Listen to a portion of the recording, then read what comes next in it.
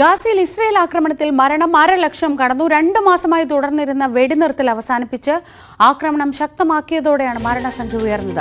1,00,000-ലധികം പേർക്ക് പരിക്കേറ്റു. രഞ്ജിത്ത് രാമചന്ദ്രൻ വിവരങ്ങളുമായി. രഞ്ജിത്ത്, ഈ ശാസ്ത്രവും എല്ലാം വികസിച്ച ഈ സമൂഹത്തിൽ 1,00,000 ജീവനെടുക്കുന്നൊരു യുദ്ധം എന്ന് പറയുന്നത് ഒരു വികസിത സമൂഹത്തിന് പറയാൻ പോലും ലജ്ജ തോന്നുന്ന ഒരു കാര്യമാണ്. ഇപ്പോൾ ഈ ആക്രമണമെല്ലാം പുനരാരംഭിച്ചതോടെ ഇതിനിയും ഉയരുന്ന സാഹചര്യമാണ്. ഏറ്റവും പുതിയ വിവരങ്ങൾ ഗാസയിൽ നിന്ന് വരുന്നത് എന്തൊക്കെയാണ്? ഈ മനുഷ്യരെ കൊന്നുതള്ളുക, അതായത് സാധാരണക്കാരായ ജനങ്ങളെ കൊന്നുതള്ളുക എന്നുള്ളത് എത്ര വർഷമായി ഇവിടെ തുടരുന്നു എന്നുള്ളതാണ് ശ്രീജ ഇതിൻ്റെ പ്രധാനപ്പെട്ട കാര്യം. കാരണം മരിക്കുന്നവരിലേറെയും കുഞ്ഞുങ്ങളും സ്ത്രീകളുമാണ്. നിരാലംബരായ, നിസ്സഹായരായ, സാധാരണക്കാരായ, യാതൊരു തെറ്റും ചെയ്യാത്ത കുഞ്ഞുങ്ങളും സ്ത്രീകളുമാണ് മരിക്കുന്നത് എന്നുള്ളതാണ് ഏറ്റവും പ്രധാനപ്പെട്ട കാര്യം. നമുക്ക് ഈ രക്ഷപ്പെട്ട് ഓടുന്ന ആളുകളുടെ ദൃശ്യങ്ങൾ കാണുമ്പോൾ മനസ്സിലാകും അവരിൽ യാതൊരു പരിഭ്രാന്തിയും മറ്റുമില്ല. കാരണം സ്ഥിരമായി ഇത്തരം മരണങ്ങൾ, ഇത്തരം കൊലപാതകങ്ങൾ കണ്ടു നിൽക്കുന്ന ആളുകളുടെ ഒരു നിസ്സംഗ അവസ്ഥയാണ് അവരിൽ പലർക്കും.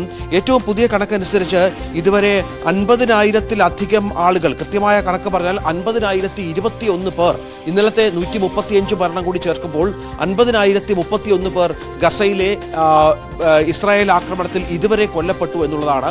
ഏതാണ്ട് 3 മാസം സമാധാനപരമായ അവസ്ഥയായിരുന്നു അവിടെ. കാരണം അമേരിക്കയും മറ്റും ഇടപെട്ട് വെടിനിർത്തൽ സാഹചര്യം അവിടെ ഒരുക്കിയിരുന്നു. പക്ഷേ അതിനുശേഷം കഴിഞ്ഞ ആഴ്ച വീണ്ടും ആക്രമണം പുനരാരംഭിച്ചതോടുകൂടി കൂടുതൽ മരണങ്ങളിലേക്ക് കാര്യങ്ങൾ പോവുകയാണ്. ആക്രമണം കൂടുതൽ ശക്തമാക്കുകയാണ് ഇസ്രായേൽ എന്നുള്ളതാണ്. ഇന്നലെ മാത്രം അവിടെ ഹമാസിന്റെ മുതിർന്ന രാഷ്ട്രീയ നേതാവ് ഉൾപ്പെടെ 19 പലസ്തീനികൾ ഒരു ഭാഗത്ത് മാത്രം, സിറ്റിയിൽ മാത്രം കൊല്ലപ്പെട്ടു എന്നുള്ള ഏറ്റവും പ്രധാനപ്പെട്ട വിവരമാണ് പുറത്തു വരുന്നത്. ഈ ഹമാസിന്റെ പ്രധാനപ്പെട്ട രാഷ്ട്രീയ നേതാവും അദ്ദേഹത്തിന്റെ ഭാര്യയും കുടുംബവും അവിടെ ഒരു ടെന്റിലാണ് താമസിച്ചിരുന്നത്. ഇവരെ ലക്ഷ്യമാക്കി നടത്തിയ ആക്രമണമാണ് മരണം ഇത്രയധികം വർദ്ധിക്കാൻ കാരണം എന്നുള്ളതാണ് ഏറ്റവും പ്രധാനപ്പെട്ട വിവരം. ഇങ്ങനെ 48 മണിക്കൂറിനുള്ളിൽ ഇതിനകം 130 പേർ കൊല്ലപ്പെട്ടു എന്നുള്ള പ്രധാനപ്പെട്ട വിവരം പുറത്തു വരുന്നുണ്ട്. തെക്കൻ ഗസയിലെ യൂറോപ്യൻ, കുവൈറ്റ് ആശുപത്രികളിൽ രാത്രിയിൽ നടന്ന ആക്രമണത്തിൽ മാത്രം 17 പേർ കൊല്ലപ്പെട്ടു എന്നുള്ള വിവരമാണ് പുറത്തു വരുന്നത്. ഈ കൊല്ലപ്പെട്ട നേതാവിൻ്റെ പേര് സലാ അൽ ബൽദാവി എന്നാണ്. അദ്ദേഹത്തിൻ്റെ ഭാര്യയും കൊല്ലപ്പെട്ടിട്ടുണ്ട്. വളരെ പ്രധാനപ്പെട്ട ചുമതല വഹിച്ചിരുന്ന ഒരു നേതാവ് കൂടിയാണ് ഇദ്ദേഹം എന്നാണ് നമുക്ക് വ്യക്തമാകുന്നത്. ഇസ്രായേൽ ആരംഭിച്ച യുദ്ധം ഏതാണ്ട് 18 മാസം, 1.5 വർഷം പിന്നിടുന്ന പശ്ചാത്തലം കൂടി ഇതിനോട് ചേർത്ത് വെക്കണം ശ്രീജ. ഇതിനിടയിൽ ഒരു തവണ മാത്രമാണ് വെടിനിർത്തൽ ഉണ്ടായിരുന്നത്. ആ സമയത്ത് സമാധാനമായിരുന്നു.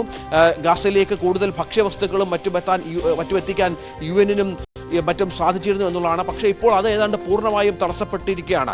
ഇസ്രായേലിൻ്റെ പുതിയ രീതി അനുസരിച്ച് ഈ വൈദ്യുതി വിച്ഛേദിക്കുക, പൂർണ്ണമായും കുടിവെള്ളം വിച്ഛേദിക്കുക, ഒപ്പം ഭക്ഷണ വസ്തുക്കൾ അങ്ങോട്ടേക്ക് എത്തിക്കും തടയുക എന്ന പുതിയ രീതിയാണ്. ഇത് ജനങ്ങളെ വലിയ ദുരിതത്തിലാക്കിയിട്ടുണ്ട്. ഇതിനൊപ്പം ഈ പ്രദേശം ഒട്ടാകെ ഒഴിപ്പിക്കുക എന്നുള്ള പ്രധാനപ്പെട്ട കാര്യം കൂടിയുണ്ട്.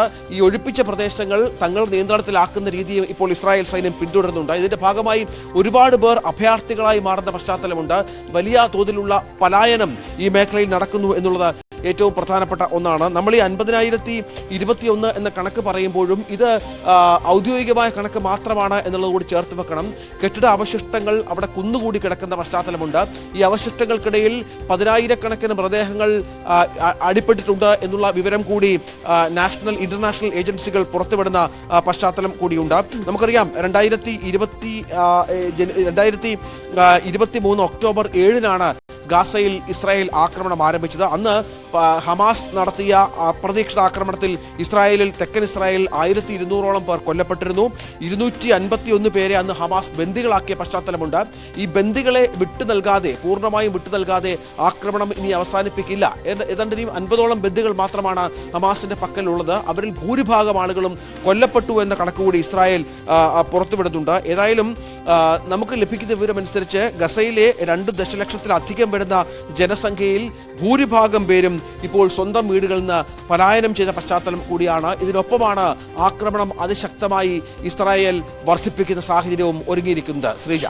രഞ്ജിത്ത് രാമേന്ദ്രനാണ് ന്യൂസ് ഡെസ്കിൽ നിന്ന് വിവരങ്ങൾ നൽകിയത്. 1,00,000 മനുഷ്യർ, 50,000-ലേറെ മനുഷ്യരുടെ ജീവനെടുത്തൊരു ആക്രമണം ഇപ്പോഴും തുടരുന്നു എന്ന് പറയുന്നത് ഒരു മനുഷ്യരായി ജീവിക്കുന്ന നമുക്കൊക്കെ, വളരെ സുരക്ഷിതമായി ജീവിക്കുന്ന നമുക്കൊക്കെ ഏറ്റവും അധികം നമ്മളെ അലട്ടേണ്ട ഒരു കാര്യമാണ്.